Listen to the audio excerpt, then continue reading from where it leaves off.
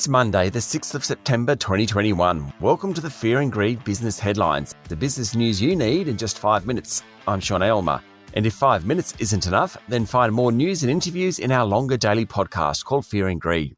In today's headlines, Australia to reopen by Christmas as the rollout of vaccinations hits critical milestones. Plus, the United Nations top climate expert tells Australia to dump coal over the next decade.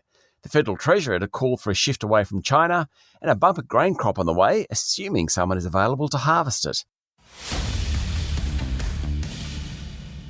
Our lead story today, Prime Minister Scott Morrison yesterday said state borders would be open by the end of the year, and everyone should make plans for a family Christmas.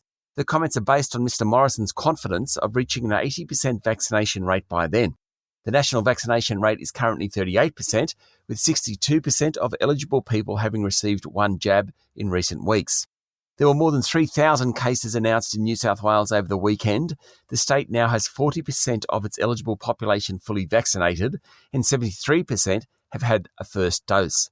Premier Gladys Berejiklian reiterated that once 70% of the population is fully jabbed, which she expects to happen in mid-October, restrictions will lift.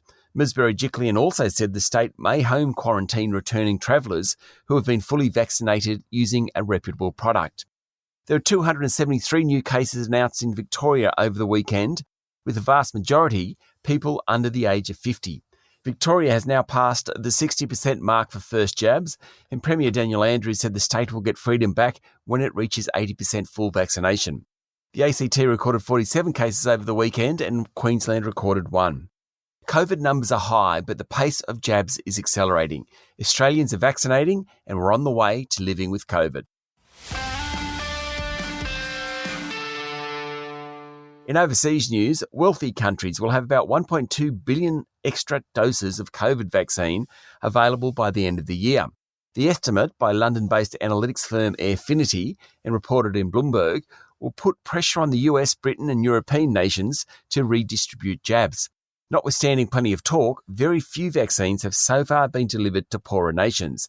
The longer that takes, the more likely new variants will emerge and the longer the pandemic will continue. A protest march demanding equal rights for women in Kabul, the capital of Afghanistan, was broken up by Taliban special forces over the weekend who shot bullets into the air.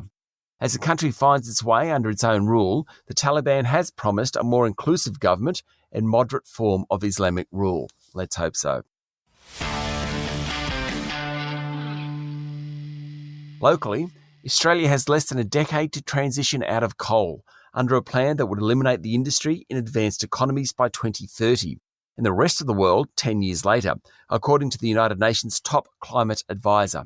If the world does not rapidly phase out coal, climate change will wreak havoc right across the Australian economy, from agriculture to tourism and across the services sector. Selwyn Hart will tell a conference today, according to media reports.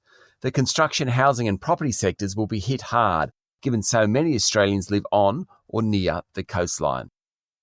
The Federal Treasurer, Josh Frydenberg, believes a more aggressive Beijing means Australia must embrace a new national strategy to make the economy and businesses more resilient to economic coercion.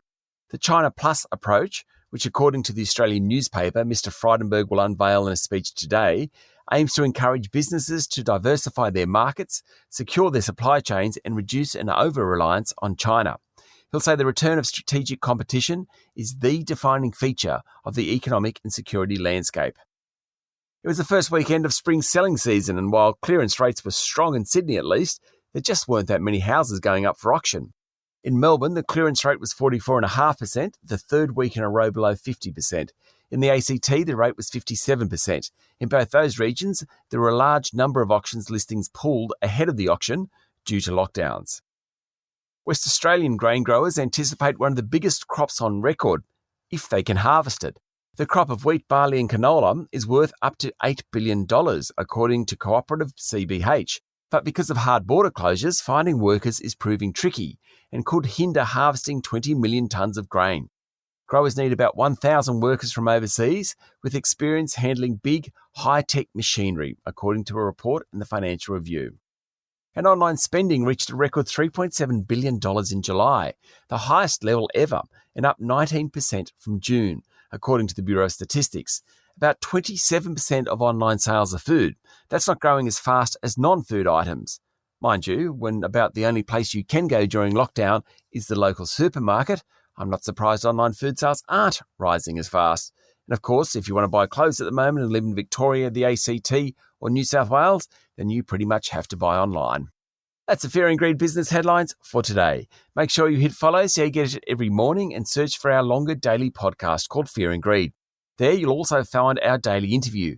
Today we're talking about investments with the Chief Investment Officer of a fund with around $150 billion under management.